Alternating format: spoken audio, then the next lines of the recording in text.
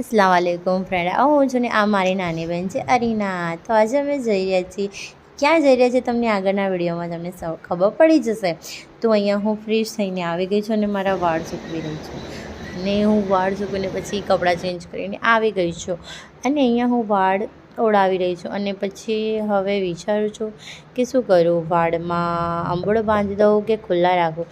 તો મને બેટર લાગ્યું કે હું અંબોડો જ વાળી દઉં, કેમ કે વાળ ખુલ્લા રાખીશ તો ગૂંચાઈ જશે। તો મેં અહીંયા અંબોડો વાળી દીધો છે અને પછી એમ થયું કે શું કરું, મેકઅપ તો હું કરવાની નહોતી, એનું સિમ્પલ રહેવાની હતી। પછી વિચાર્યું એરિંગ્સ પહેરું, ના પહેરું, એરિંગ્સ ના પહેરી પછી મેં મારી વોચ પહેરી દીધી। તો તમે બધા કહેશો કે આ તારી વોચ તારા હાથ કરતાં તો મોટી છે। હા, પણ શું કરું, અમારા હાથ કરતાં મોટી વોચ છે। તો જો અહીંયા હું તૈયાર થઈ ગઈ છું અને હવે અમે નીકળી ગયા છીએ, અમદાવાદની બસમાં બેસી ગયા છીએ અને હવે અમે જઈ રહ્યા છીએ અમદાવાદ। આ જુઓ કેટલો બધો ટ્રાફિક છે અને આ ટ્રાફિકમાંથી હવે અમે બહાર આવીને અમે આવી ગયા છીએ જુમ્મા મસ્જિદે। તો જો માશાલ્લાહ કેટલો મસ્ત વ્યૂ છે અહીંયાનો।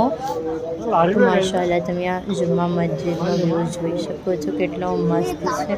અમે અહીંયા આવ્યા હતા આજે ઇફતારી કરવા માટે। અહીંયા જો માશાલ્લાહ ફ્રૂટ છે, અહીંયા બધા ઇફતારી માટે આવી રહ્યા છે, બધા અહીંયા તૈયારીઓ કરી રહ્યા છીએ। તો આજે અમે અહીંયા જ ઇફતારી કરવાના હતા। માશાલ્લાહ તમે અહીંયાનો નજારો જોઈ શકો છો, કેટલો મસ્ત અમે પણ હવે નમાઝ પઢીશું અને પછી અમે અહીંયાથી જઈશું શોપિંગ માટે।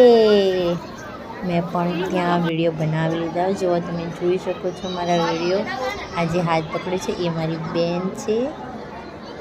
તો અમે અહીંયા વિડીયો શૂટ કર્યો અને પછી મેં અહીંથી શોપિંગ માટે ગયા, પણ શોપિંગમાં ત્યાં બહુ જ ભીડ હતી એટલે ત્યાંનો વિડીયો હું શૂટ ના કરી શકી। અને પછી અમે રાત્રે મોડા અહીંયા બેઠા હતા કે રિક્ષા આવે અને અમે ઘરે પહોંચી। અહીંયા પછી અમારી